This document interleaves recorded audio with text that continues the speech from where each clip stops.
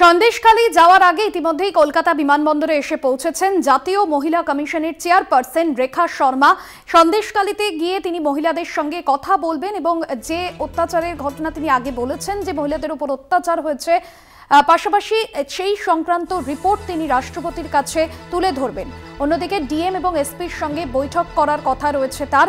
সন্দেশখালীতে মহিলাদের উপর অত্যাচার হয়েছে, ডিজি ও স্থানীয় পুলিশের সঙ্গে কথা বলবো।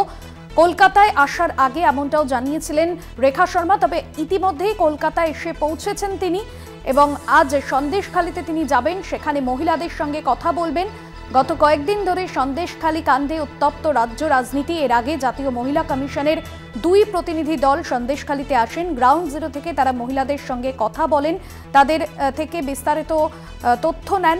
এবার জাতীয় মহিলা কমিশনের চেয়ারপারসন রেখা শর্মা তিনি এসেছেন সন্দেশখালীর অলিতে গলিতে। তিনি স্থানীয় যারা বাসিন্দা রয়েছেন তাদের সঙ্গে কথা বলবেন। পাশাপাশি আপনাদের জানাবো, সন্দেশখালীতে মহিলা কমিশন ইতিমধ্যে এসে মহিলা কমিশনের চেয়ারপারসন তিনি যেমনটা আজকে যাবেন এবং তার আগে কলকাতা বিমানবন্দরে তিনি এসে পৌঁছেছেন। পাশাপাশি এমনটাও তিনি বলেছেন স্থানীয় পুলিশের সঙ্গে কথা বলবেন, তারপর তার ভিত্তিতে এবং গ্রামবাসীদের সঙ্গে কথা বলে তার ভিত্তিতে রিপোর্ট তৈরি করবেন, রাষ্ট্রপতিকে রিপোর্ট দেবেন। এই মুহূর্তে আমাদের সঙ্গে টেলিফোন লাইনে রয়েছেন তৃণমূল নেতা শান্তনু সেন। আপনাকে স্বাগত জানাবো কলকাতা টিভিতে। শান্তনু বাবু, আজ সন্দেশখালীতে জাতীয় মহিলা কমিশনের চেয়ারপারসন তিনি বলছেন এর আগেই দিল্লি থেকেই সন্দেশখালীতে মহিলাদের উপর অত্যাচার হয়েছে, মহিলাদের সঙ্গে কথা বলবো এবং রিপোর্ট তৈরি করব এবং সেই ভিত্তিতে রাষ্ট্রপতির কাছে যাব এবং সেখানে রিপোর্ট জমা দেব। কিভাবে দেখছেন এই বিষয়কে আপনি? এই মহিলা কমিশনের সদস্যরাই তো কয়েকদিন আগে এসে অন ক্যামেরা বলেছেন যে কোনো ধর্ষণ বা কোনো নারী নির্যাতনের অভিযোগ আমাদের কাছে জমা পড়ে। আসলে সমস্যাটা হচ্ছে বিজেপি কোনো স্বশাসিত সংস্থাকেই রাজনীতিকরণ বাইরে রাখে।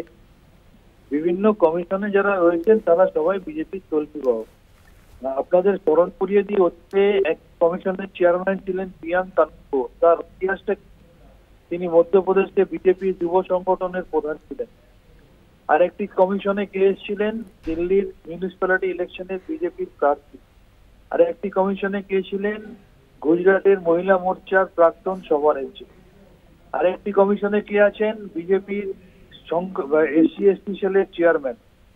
আর একটা কমিটিতে রিসেন্টলি ফ্যাক্ট ফাইন্ডিং টিমের নামে কে গিয়েছিলেন বিজেপির বিধায়ক অগ্নিমিত্র পাল, যার অডিও ক্লিপিং কিছুদিন আগেই ভাইরাল হয়েছে, যেখানে তিনি বলছেন যে সন্দেশখালীকে রাজনৈতিক কারণে আমাদের ব্যবহার করতে হবে। একদিকে আরএসএস এর উদ্যোগে বিজেপি এবং সিপিএম মিলে সেখানে অশান্তি করছে, বাইরের থেকে গুন্ডা নিয়ে গিয়ে তাণ্ডব করছে, রাজ্য সভাপতির উপস্থিতিতে সেখানে পুলিশের ওপর মারধর করা হচ্ছে। অন্যদিকে মহিলা কমিশন বা অন্যান্য কমিশনের নামে বিজেপি প্রতিনিধিদের পাঠিয়ে মিথ্যাচার করে বাংলাকে বদনাম করার চেষ্টা করা হচ্ছে। বাংলার মানুষ এটা খুব ভালো মতোই জানে, তাই এর প্রভাব বাংলার মানুষের মনে পড়বে না। তার কারণ এদের দোষ বাংলার মানুষের কাছে লেগে গেছে।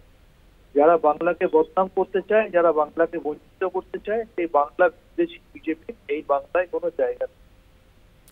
ধন্যবাদ জানাবো আপনাকে। তৃণমূল মুখপাত্র